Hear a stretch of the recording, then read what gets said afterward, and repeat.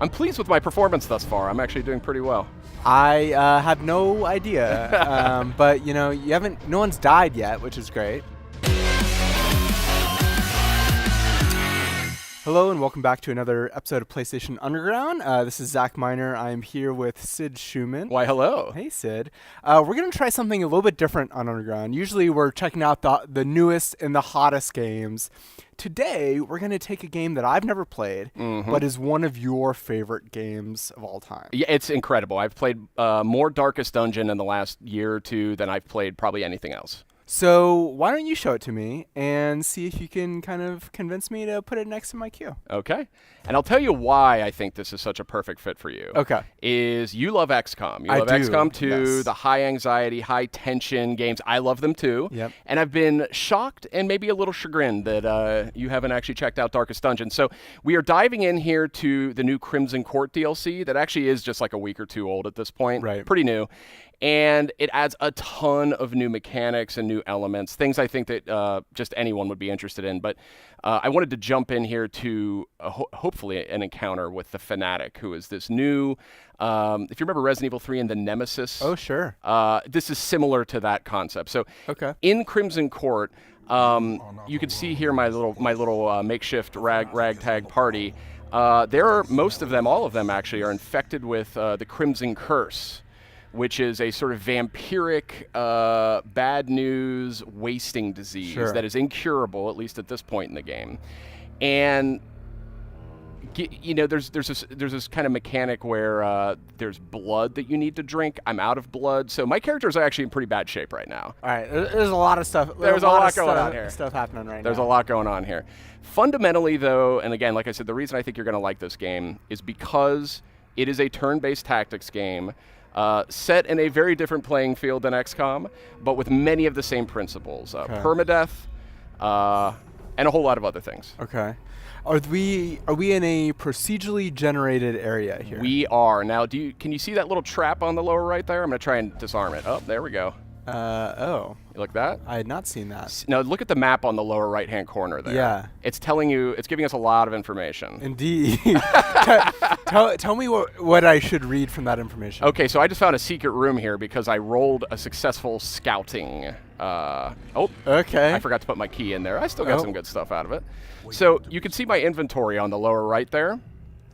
And the inventory game in this is pretty robust. It's not unlike a Diablo.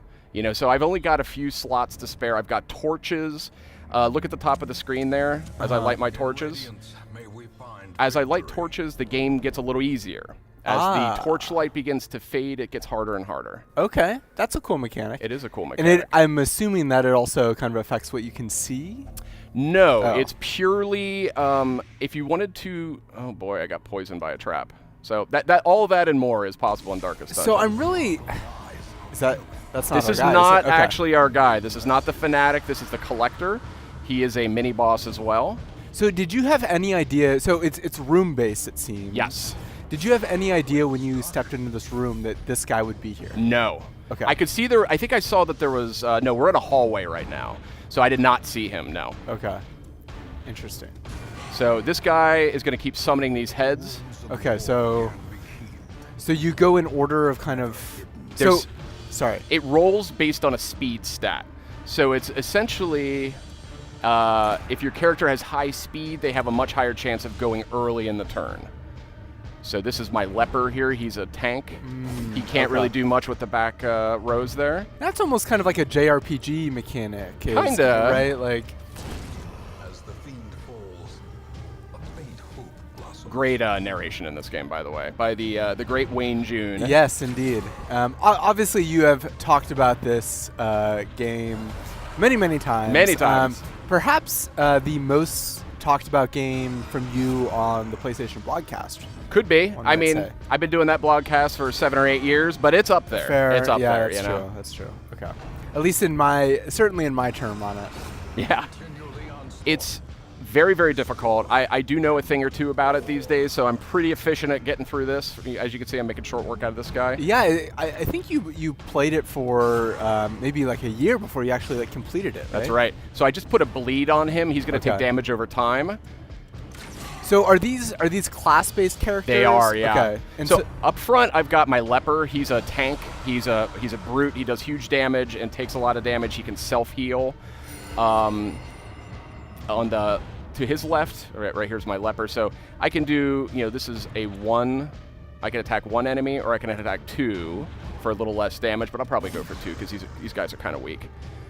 This is my Vestal. She's essentially classic healer, but she has some offense too, and she just makes short work out of that guy. Nice. So we're moving nicely here.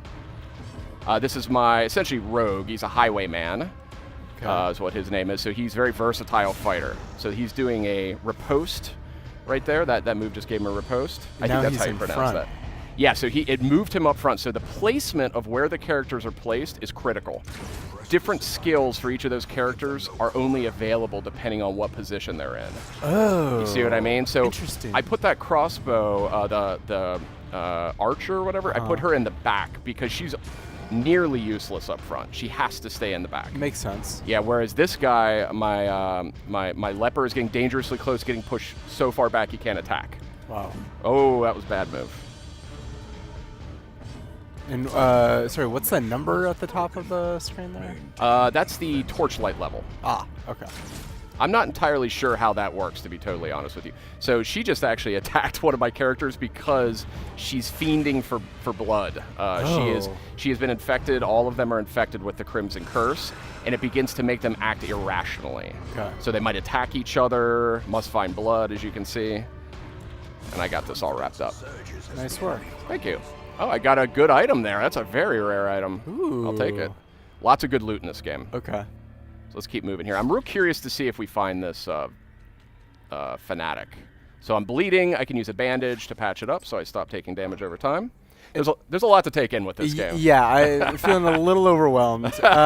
So obviously we're trying to lure this fanatic, but if we were not interested in that, could you potentially have cured your party?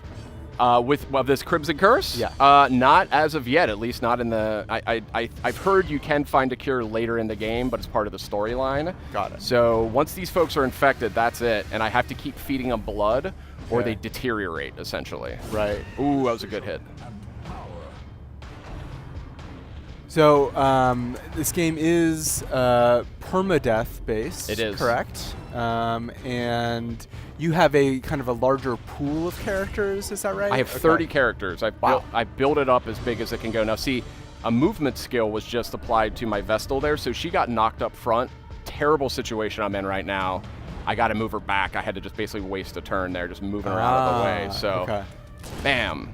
Oh, that was a bad idea too. I just moved her right back. I'm pleased with my performance thus far. I'm actually doing pretty well. I have no idea, but no one's died yet, which is great. Now, a critical thing here I haven't even talked about with this game is the concept of stress. So this game is not so much about your health meter, although you can see it there. It's the red meter under each character. The real damage, so to speak, in this game comes from stress, and those are the white blocks underneath my life bar there. Okay. Stress right there, I just took 13 stress. So his little white meter there is building up now.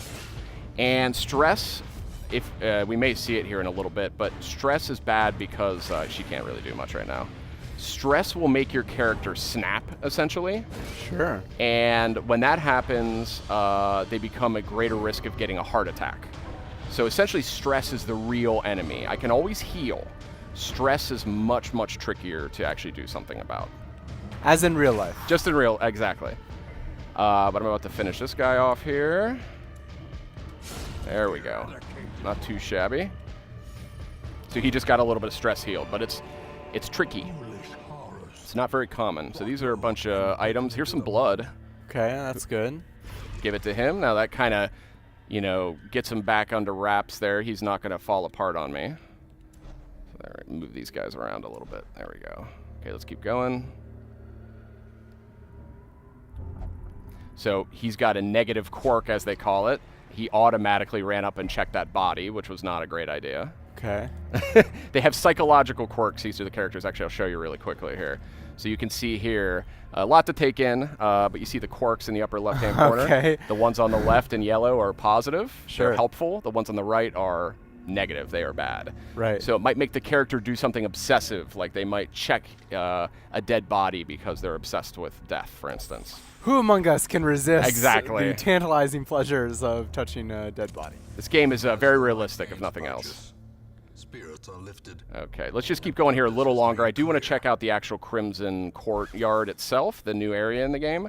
So we'll give this another room or two, and if we don't find this fanatic, we'll just move on. Okay, so there is this. So even though these areas are procedurally generated, there is kind of an overarching story that you're progressing. There is. It's basically the narrator that you're hearing, the awesome Wayne June, is wasting. Yeah, see, needs blood. Wayne June is your ancestor, and he has summoned you to this world to sort of reclaim his honor. There's an interesting cinematic that shows him offing himself in the beginning of the game. He has excavated some kind of force or something. It's not very clear. And the surrounding countryside has become sort of a mockery of its former self. So you are one of his descendants called upon to restore order. And in doing so, you create an enormous pile of bodies from all the people that you bring in to try and fix it up. So. Sure. So you can see my highwayman there doing auto riposts against enemies that attack him, which is an awesome ability. That's cool. So he's just dishing out damage constantly. So these are these enemies we're seeing here are actually bloodsuckers. These are the new class of enemies in the game. Oh yeah, look at those little blood sacks they've got. Yeah. there. So when they do a feeding, ooh, I just lost the character. Oh no! Wait, so are they dead or They're are they dead. turned? They're dead. So he who was it? It was the the Vestal died. Okay, not good. That was my healer. So that seems like a stressful event. Yeah, exactly. So I didn't feed her enough blood. I have no blood at all actually right now. So didn't manage my resources as well as I could have on that one. Yeah. Well, you're kind of doing two things at once. I here, am so here. we won't judge you too harshly. That's right. What? So I remember when this game came out, hearing kind of a lot of fervor about corpse management. Like when people died, you had to carry those. Is that? I'm not seeing a corpse of your. Yep, you are right though. So corpse management of the enemies. You don't actually encounter that as a. When your party members die, they just disappear. They just okay. But enemies will stay there, and that is a very big part of the game. So I think we should just call it a day. I still have yet to fight this fanatic. Okay. But I do want to show you a peek at the Crimson Courtyard itself. So I can escape at any time. Yeah, let's jump out. I am, God, now I'm going to walk around the rest of my day just fearing that the fanatic's going to pop out around any corner. So this is another interesting thing is you can bail on a mission at any time. Interesting. Okay, so it's mission-based. It's mission-based, yes. And the missions are, it might be complete all of the all monster rooms, like kill all of the rooms with monsters in them, or it might be explore 90% of all the rooms. So this is my hovel or my town, and this is the stagecoach where I can recruit new characters. I think I will actually grab that Houndmaster right there. Here's the tavern for stress relief. So you can see the stress is persistent. I have to booze these guys up. Oh man! Get them to like booze up so that they. Isn't this crazy? They should find a healthier way of dealing with their stress. There are other ways. Although negative like gambling. There's a brothel as well if you're that kind of person. Sure. But there's also the church, and you can meditate. Okay. And however, different characters have randomly assigned negative quirks, and some characters will not do certain stress release activities. Interesting. There's all this robust, you can see all the different skills I could be upgrading right now. Sure. There's tons of that stuff. Wow. I can be upgrading weapons and armor. I just don't have the money for it right now. So did you lose all the loot that you're... No, I grabbed the good stuff back. Here's all my loot right now. It's a lot of loot. Yeah. And I'm assuming only classes can use certain things? Yeah, you can do it by, let's see, I can sort it in different ways. This is by trinket name, class restrictions. So that's a leper. That's a great item. That's a great item. So some of these are useful for anybody, like your good old slippery boots. Sure. Increase your dodge, which makes it harder for enemies to hit you. Yep. Other items might, that's more dodge, increase the chance to inflict bleed, which is damage over time. Okay. Or get more max HP. Now, one of the things that's interesting about items in this game is they tend to have they're kind of dual-pronged. Like, they give you something good and then they take away something good. Sure. It is the tendency. So not all of them, but many of them. Okay. Actually, so let's quickly go to the Crimson Court. That's this one here. Okay, so you use the caravan as this is the map of everything you can do? This is my state map, exactly. So I can decide who I want to have in here. So because of the types of enemies I'm going to fight here, I'm going to go with a little bit of a different mix. So that was one of my questions. In XCOM, for example, which I've played a lot of, depending on how the run is going, I have my kind of core 4, or at a certain point, kind of core 6 group of these are my hero soldiers. Right. When one of them goes down, it's devastating, but it's really only then that I bring someone new in. I'm not someone that's kind of managing and making sure that everyone in the barracks is kind of leveling up. Are you constantly switching your characters? You are switching them around a lot, partly because it is kind of easy come, easy go. You will lose people in this game. Okay. And they tend to be a little less, I might say, slightly less unique than what you might encounter in XCOM. The quirks, the positive and negative quirks, do have a big impact. But maybe not quite as much so as you might encounter in XCOM, where really? Yeah, there's it's a little bit unique in that regard. But generally, I set all my characters up with the same basic skill sets, because there's a certain combination that I really like in this game. Okay. So to go to the Crimson Courtyard, you have to use an invitation, which I have a number of them, and then you have to provision.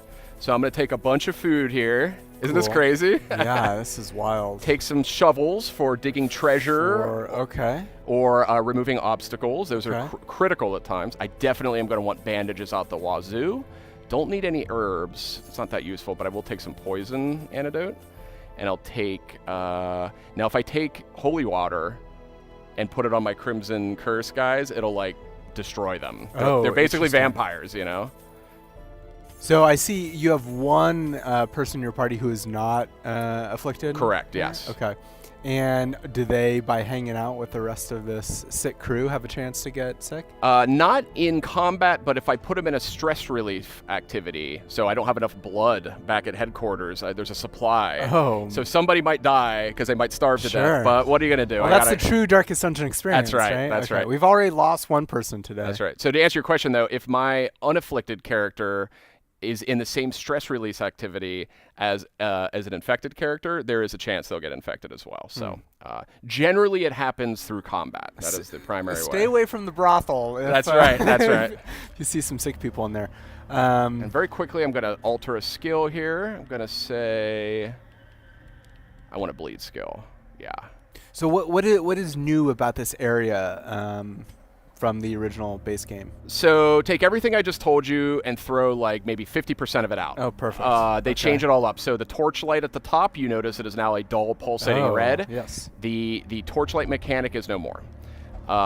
They changed how it works here. It is now a that is essentially indicating, I think it's called Blood Moon or Bloodlight or something like that. You can bleed far, far easier in the Crimson Courtyard. And it basically torches work differently. They just give you a buff now. A buff to your accuracy, and I think a few other things as well. So still valuable. Valuable, but not as valuable, right? Gotcha. Oh, there's a trap. Ooh. Oh, that hurt. Look how much damage that did. Sorry, was that represented in kind of the art in some way? Or? So on the map, you want to keep an eye there. If I had done a scouting, and that's that ring you'll see burst out now and then, it'll sometimes spot a trap. But I noticed in the Crimson Courtyard, it does not appear to actually ever show traps. Oh. So again, works a little bit different. Everything's a little different here. Do some characters have a role that if they encounter a trap, they can dodge it or something? They're better at disarming it if you can see it. But again, in Crimson Court, I can't recall actually ever seeing on the map a trap that allowed me to disarm. So I think it works a little differently. This is a new character, new for Crimson Court. This is the Flagellant. He's a religious zealot who loves to inflict bleed damage on himself and can heal by doing that, so he's very unusual. Interesting. But he's great at bleed, and these bloodsuckers here are weak on that, so I'm going to do that now. So bleed is awesome for damage over time, and on tough enemies, it's a way to wear them down. Okay. Actually, rather quickly, if you know what you're doing. Here's my occultist. This guy's awesome. He's a healer combat. He's sort of like a battle mage.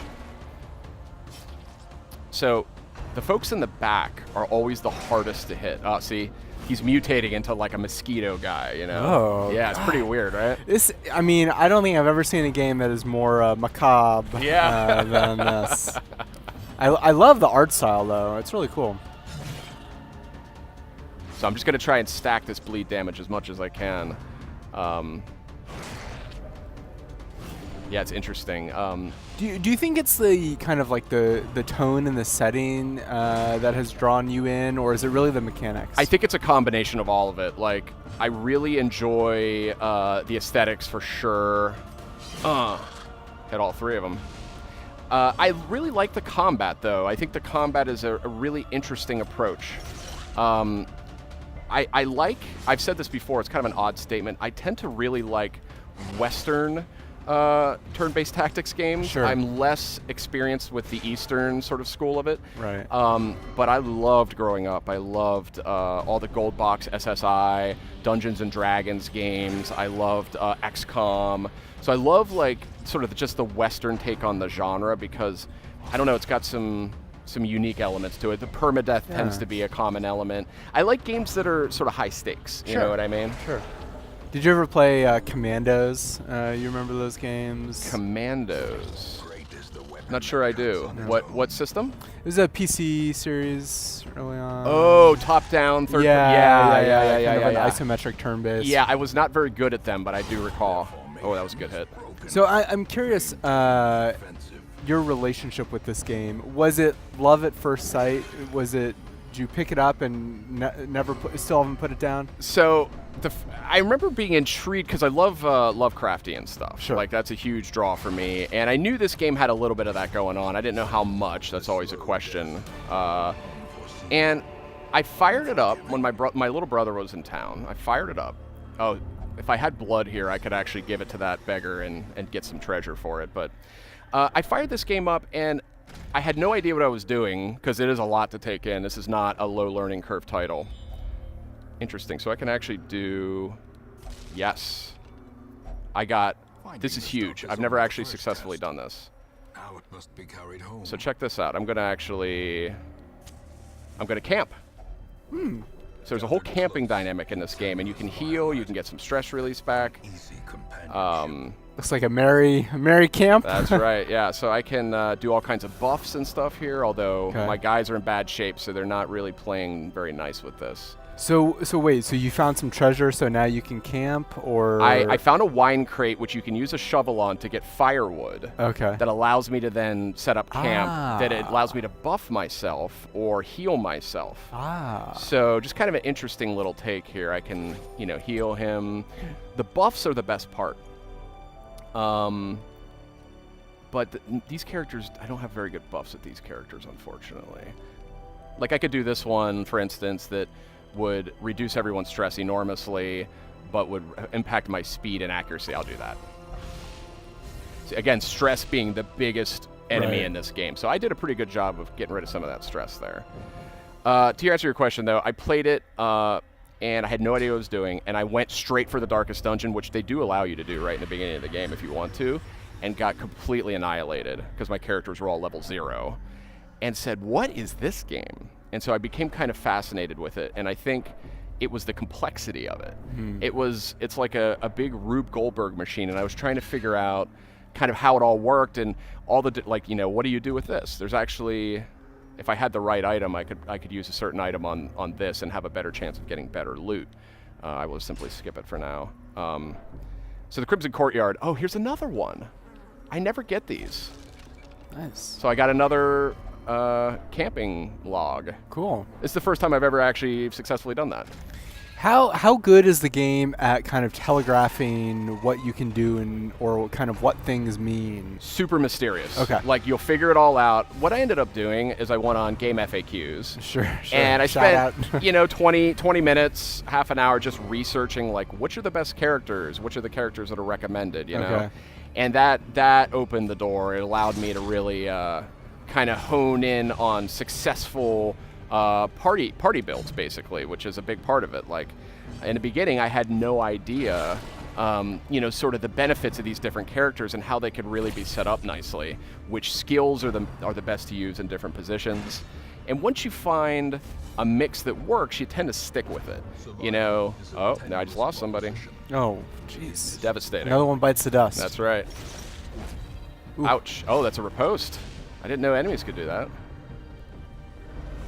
So yeah, it's there's a lot to figure out. It's somewhat inscrutable, but that's part of the fun. Has this new DLC kind of changed any of the onboarding or the early game stuff at all? I think it's really intended for folks who know the game well. Okay. So it just, if anything, muddies the waters further and makes it just a whole lot of new mechanics, a lot of new items to interact with, new enemies that behave in totally different ways. Like I just said, oh, riposte? I didn't even know that was a thing. Right. So, the game has a tendency, even just the base game, has a tendency to surprise. Okay. And there's a real satisfaction, just like at XCOM, of beating the odds and sort of saying, I don't know if I can do this. I don't know if I'm going to survive this. I'm going to go for it. Right. And then actually making it work. And then beating a retreat, going home with all your treasure, some new items, your characters are leveling up.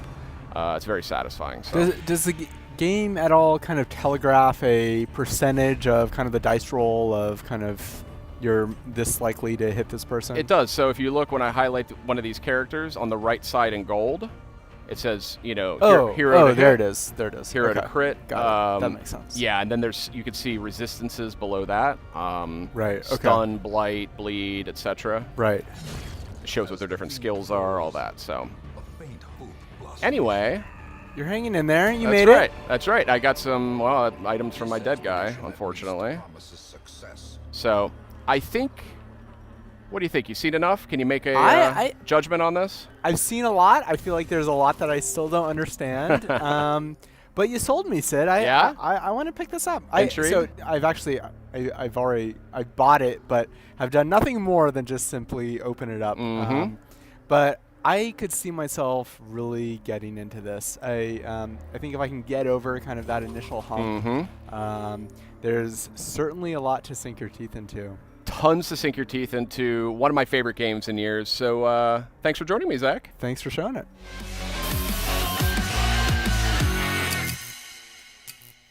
PlayStation